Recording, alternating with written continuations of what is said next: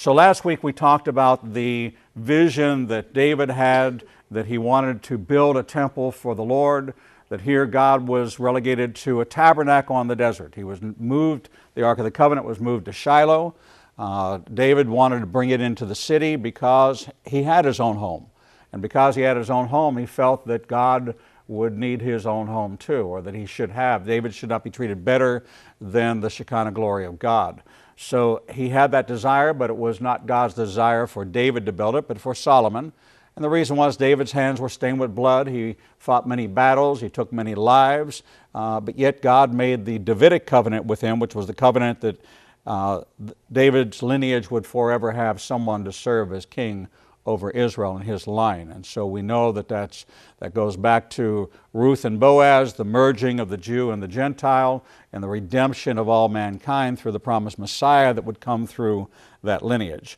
So we know that the temple was built, and Solomon in 1 Kings chapter 8 gave such an eloquent dedication. And in fact, in his dedication, as he dedicated the temple, he then went into a very specific prayer. And it was the first time a prayer was ever offered for the Gentiles. It's the very first prayer anybody ever lifted up to heaven. And the prayer goes on. You can read it for yourself in 1 Kings chapter 8 and 9. But the prayer was basically this, that for the Jewish people who come to this place or pray towards this place to hear their cry and to answer their prayer. No matter where they live, no matter what they're doing, when they turn to this place, facing east towards Jerusalem, that the Lord would hear their cry and answer them no matter where they were. And then he went on to say that the Gentile, not the Gentile, specifically Gentile, but for those that were strangers, those that were not part of Israel and the Jewish community, to hear their prayer.